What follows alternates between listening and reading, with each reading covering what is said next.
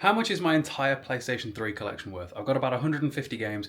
Over the last few days I've been going through all of my games, all of my collection, and valuing them at CEX versus what they would actually give me cash. So in this video we're going to figure out how much my collection would go for if CEX was selling it, and how much they would give me if I was to trade it all in for cash rather than a voucher. The difference between those two numbers has been pretty interesting so far with PlayStation 2, so let's begin PlayStation 3, shall we? Okay, so we'll start off with the big boy himself, Godzilla. This is the most expensive PlayStation 3 game that I own. I also think it is the most expensive PlayStation 3 game that there is. And it's still £185 with 107 trade-in. Next up, we've got Transformers War for Cybertron. And that is currently £30. And then Transformers Fall of Cybertron. I presume that's the order that they go in. Honestly, I couldn't tell you. And that one is also £30. Then we've got Transformers Revenge of the Fallen. That is currently £4. Then Transformers The Game. And that one is currently £6. Grand Theft Auto 5, which, you know, is one of them games that you'd think I'd have 1,000,001 different versions of, because, you know, it's been released on just about every platform since its creation. But no, just this one and the PlayStation 4 or 5 one. And it is still £3. This one's pretty expensive, I think. We got Splatterhouse. Never played it, but, you know. Which is currently sat at £75. That might be one of the most expensive PS3 games, to be fair. Then we have the Sly Cooper trilogy. And that one is currently sat at £70. Then X-Men Origins Wolverine, which is currently £45, and there are none in stock, thanks to Deadpool and Wolverine's film. Next up is Viking Battle for Asgard, which is one of my favourite games of its era. If you want a good Viking game, it's this. Everyone always says that Assassin's Creed Valhalla might not be a very good Assassin's Creed game, but it's a great Viking game. Play this. It is only £1.50. We have Uncharted 3. Games like this that are like so well received, they never get expensive. It's £1.50. And then we have Uncharted 2, and that is also £1.50. It's crazy that they'd give me a penny if I took it to them. And Uncharted 1. Which is £1.50. Next up we got Turok. This game has a rather difficult final boss with a T-Rex. It is £4. And for the end of our first pile we have Thor, which is currently £12, shockingly. So I reckon that PS3 is going to beat PS4, but isn't going to beat PS2, by the way, in prices by the time we're done here. So next up we got Siren Blood Curse, which is currently £52. Next up we've got Saw 2, and that is currently £45. Then we got Saw 1. Both of these games are getting decently expensive, which is currently £22. Then we have Injustice, and that is £2.50. Infamous 2, one of the best games on the system, and that is currently £8. And then we've got Infamous 1, and that is currently £5. Then we've got possibly one of the worst games on the system, Homefront, which is reflected in that it's £1 and they would only give me a penny. I suspect that this one will only be £1 and a penny as well. Hitman Absolution. I was indeed correct, £1 and a penny.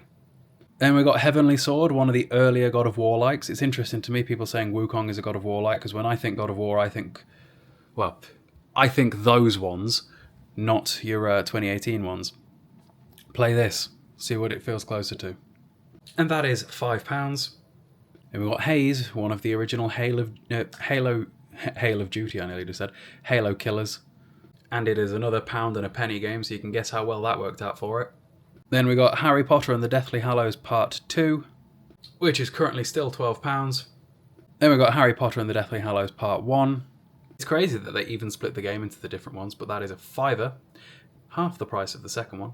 They're also very lazy with the front covers of these games. Harry Potter and the Half-Blood Prince, and that's currently £8. And Harry Potter and the Order of the Phoenix, which is also £8. Okay, next up, Resident Evil Operation Raccoon City, which is currently £8. This one's cool, but CEX don't sell it because it is Japanese. It is Biohazard Revival Selection, which contains Code Veronica and Resident Evil 4 for the PlayStation 3.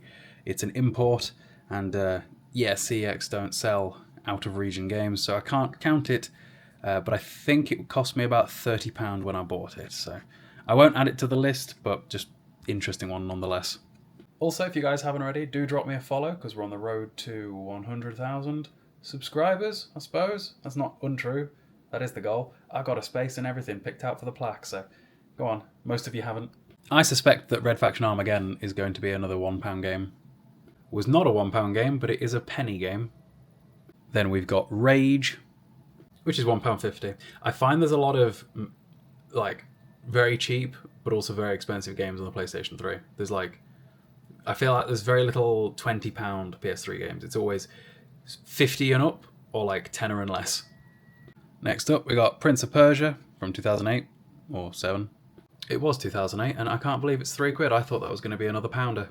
Next up is Portal 2, and that is £6. Then we got the Orange Box, which I think is the worst way to play the Orange Box, but you know. At £12, how dare they? Then we got Mortal Kombat vs DC Universe, which I feel like everybody forgot. At £8. Okay. Next up is The Saboteur, and that is £10 still. And then we've got Resistance 3, which is £5. Then we've got Resistance 2, which is only £2. This one's interesting. We've got Resistance 1. Did you know that you could use Resistance 1 to get like 10th prestige in Call of Duty 4 back in the day? Very obscure glitch, but give that a Google. If anybody remembers that, you get a cookie. I wonder if it still works. Probably not. It's only £1 and a penny. Then we've got Resident Evil 6, which I actually recently replaced the case for because my original one got sun damage, but that is £3. And then my replacement Resident Evil 5, we have Resident Evil 5 Gold Edition, which is currently £4. Okay, this one's gone down a little bit. So next up, Deadly Premonition, the Director's Cut, which is currently £35. Next up, Ratchet & Clank Q-Force, that one £12. Ratchet & Clank All for One, that's £12. A Quest for Booty. So many of these are £12. Tools of Destruction, that one's £4. Interesting that Quest for Booty's more, even though it's like a quarter of the length. A Crack in Time, which is £8. And finally, and this one's interesting, Ratchet & Clank Nexus, which is £28. Why is that one so much more than all of the others? Prototype 2, we desperately need a Prototype 3 by the way. That one's £5. Prototype 1, that one's £2. We got some cool stuff coming up. So we've got Killzone Collector's Edition. That one's £1.50. It doesn't change in price depending on being the Collector's Edition for some reason. Don't you think it's absurd that I could take this to CEX and they would give me a penny for it? Next up we have Killzone 2, which is £1 and also a penny. However, this one's pretty special. We have Killzone 1 in the Classics HD lineup at a hefty £75, because it's very rare. Then I have another Steelbook, Jericho, the Special Edition, which is currently £10. You know, I really love my PS3 collection. There's a lot of cool stuff in here. Azura's Wrath, that one's currently £58. Dragon Ball Z Raging Blast 2, that one's currently £30. Dragon Ball Z Raging Blast 1, which is currently £18. Dragon Ball Z Burst Limit, that one's currently £10. Ultimate Tenkaichi, that is currently £12.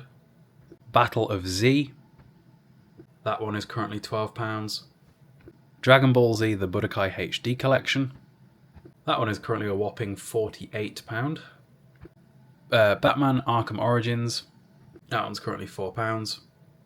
Batman Arkham City, I don't think there is a difference in the Steelbook listing, sadly. I don't think there is one. In which case they'd be selling it at the regular price of £2. Batman Arkham Asylum, which is £1.50. Sly Cooper Thieves in Time, that one's currently £25. Green Lantern, which is currently £12. Fallout New Vegas, one of the best games ever made, that one is currently £6.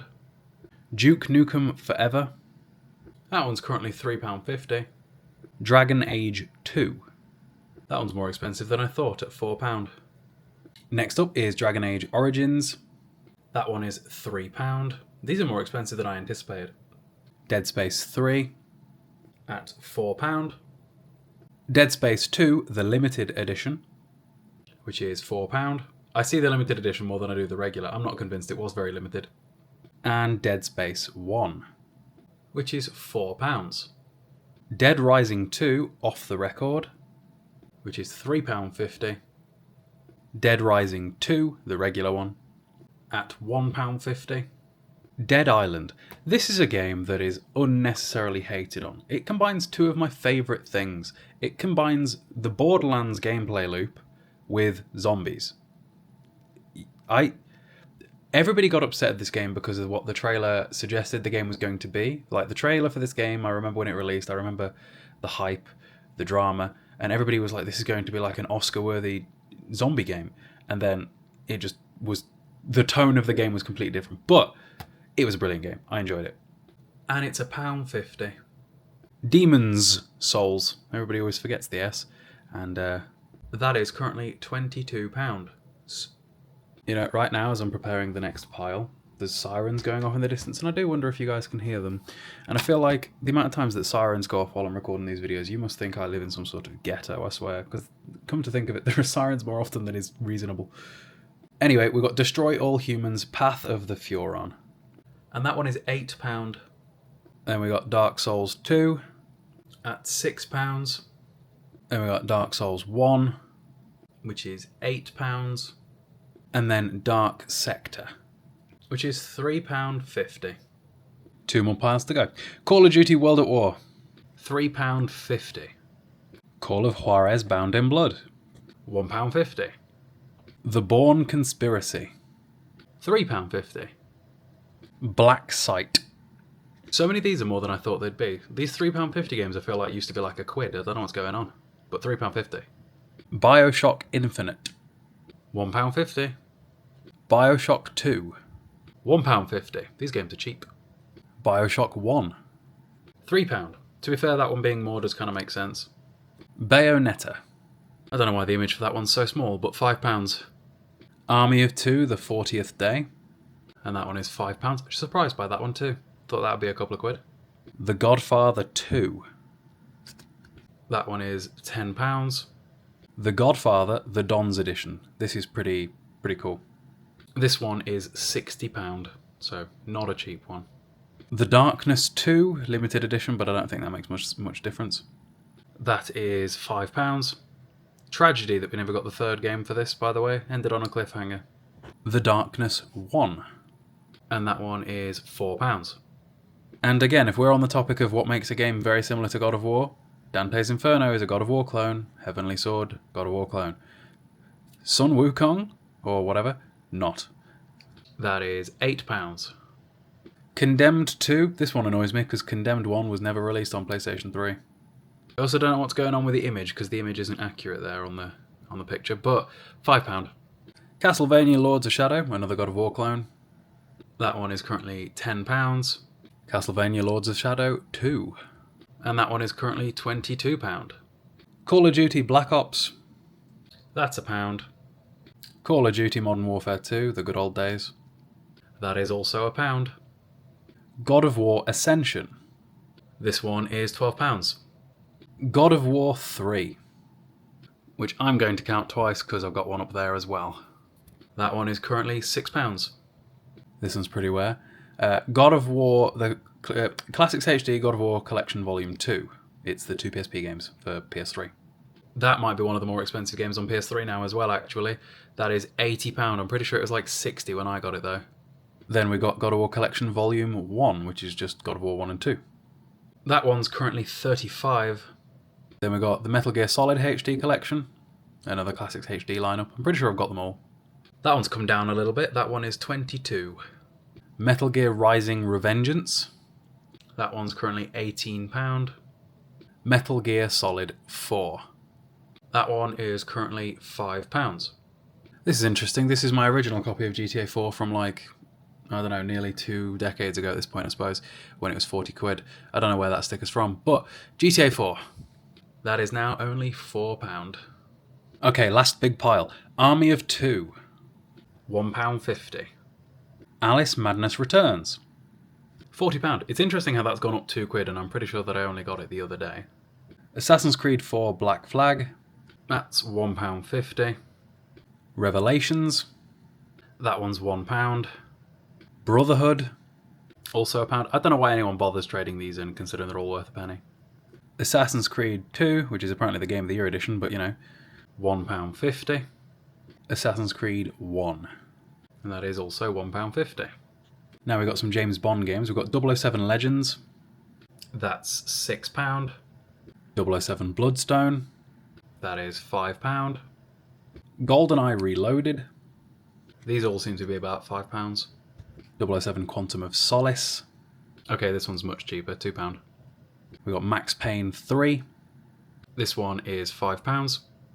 Lord of the Rings Conquest. If you've ever played Star Wars Battlefront 1 or 2, the original ones, this is that, but it's Lord of the Rings. Trust me, it is exactly the same. And it was £8, is. I've got another Killzone 3, this is the original version rather than the Steelbook that I had earlier on. That's £1.50. Kane and Lynch 2 limited edition. Again, I don't think the limited edition factors in, but you know. £3.50. Then we've got Kane and Lynch 1. Pretty sure that this and Assassin's Creed 1 were the first ever games I played on my PlayStation 3. That's £1.50. Aliens vs Predator. That's £3.50. That's more than I thought it'd be. Afro Samurai. This one's decently expensive at £20. Prince of Persia, the HD trilogy, and I'm actually going to count it twice because, hang on, I own it twice because I needed a case replacement, and it is currently £30. And then I've got the Hitman HD trilogy. That one is £15. Then we've got the Silent Hill HD collection, which nobody should ever play, but you know. And that one is £45. And we've got the Zone of Enders HD collection, which is currently £32. That's expensive. We've got the Jak and Daxter trilogy. A lot of these HD collections are going up in price at the minute. That's £40. Got the Splinter Cell trilogy. That is £25. And the Ico and Shadow of the Colossus HD collection, which is £18. We got Mortal Kombat, which when I got it brand new from GameStation was £40 and is now £6. And then we got Mass Effect 3. Okay, last 10 or so. We really are on the home stretch now. We've got Transformers Dark of the Moon, and that is currently £8. We got the Devil May Cry HD collection. That is currently £15. We've got the Ratchet and Clank trilogy. That one's currently £42. And I think this is the last of the Classics HD lineup, Tomb Raider trilogy, which is only £8. We got Tekken Tag Tournament 2. That's a tenner. We got Tekken Hybrid, which is a HD remaster plus a film of Tekken Tag Tournament 1. That one's currently £38. We've got Tekken 6, and that one is currently £5. We got Sonic 2006. That one's gone up in price very quickly. £15. I feel like I only got it the other day. Sonic Generations. Yep, this one's gone up a couple of quid too. £8. We got Sonic Unleashed. That one's still £12. We've got Spec Ops The Line. That's a underrated game, £20. And finally, our last PlayStation 3 game, The Simpsons game, which is £20. The sun is in a completely different position to when I started this video. It's been hours. The videos I don't think take too long in terms of how long they are when I upload them, because I think the PS2 one should have been the longest one. I think that was only like 17 minutes. But these videos take so long to make because of having to have two calculators on the go, make sure I'm not messing it up, and then obviously finding every single entry on CEX and typing that in and having them open and moving things around. Christ, it's been long doing these videos. So if you guys enjoy, appreciate my effort, drop me a subscribe. And let's reveal the final numbers for the PlayStation 3 collection, shall we?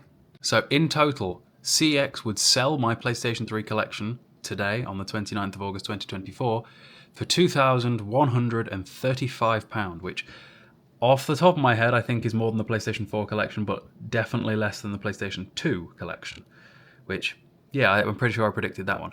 The interesting part about this one is the difference in price between what they would sell it for and what they would give me for cash. Let me show you that number. £997.95 is what they would give me for my PlayStation 3 collection if I was to give it and ask for cash. Not even £1,000. Some of these games sentimentally are worth more than that to me. So like I would never trade anything in ever. Like, don't sell your stuff to CEX, sell it privately, because you could get near enough that price if you were selling it privately. It's going to be very interesting to see when all is said and done what my collection is worth on the whole. I hope it's at least 5 figures. If you count, can we count the systems? Because if we count the systems, it's definitely well over 5 figures because of the fact that that TV over there was £3,000, you know? And I've got 2 PS5s. So like if we count the systems and the peripherals, it should count, right? But if we're talking games alone, I hope it crosses 10. We'll see. Anyway, I need a drink because it's been hours since I've had a drink because I did this in one take. See you guys later.